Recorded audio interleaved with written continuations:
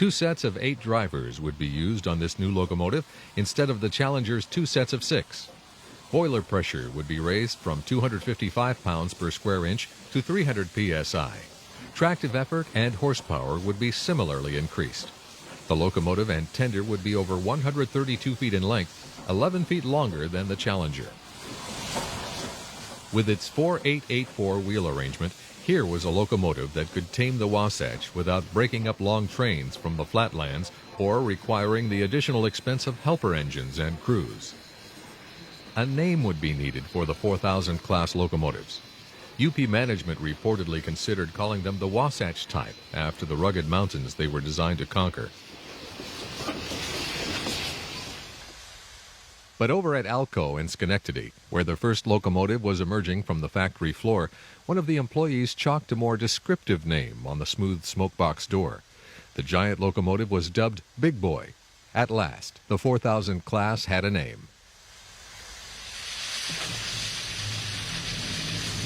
New turntables were built to handle the longer locomotives. 135-foot versions were constructed especially to accommodate the Big Boy in Ogden, Green River, and Laramie. Here in Cheyenne, which expected to see only Challengers, a shorter 126-foot turntable was built. But the Big Boy could fit on it, with 3 feet of overhang on either end. Because of its superior servicing facilities, Cheyenne became the home base for the Big Boys after their operating territory was expanded in 1944. Cheyenne was born as a railroad town, and the railroad was integral to its growth.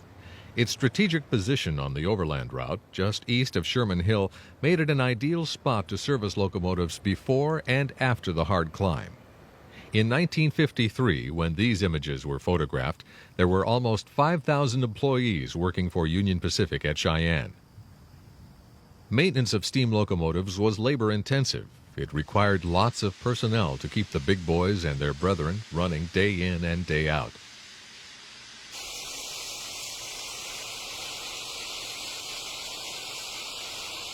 Union Pacific had a top-notch public relations department, which made sure that the public knew what an important job the railroad was doing during World War II.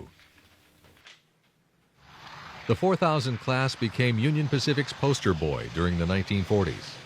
Many publicity photographs appeared in newspapers and magazines, like this famous shot of 4019 at Echo, Utah. Some of the hyperbole used to describe the Big Boy at the time may have been overinflated.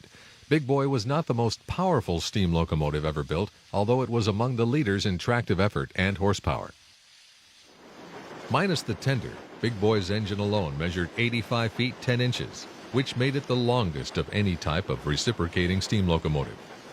Only 2 types of non-reciprocating steam turbines were longer, and none of those experimental designs were deemed successful.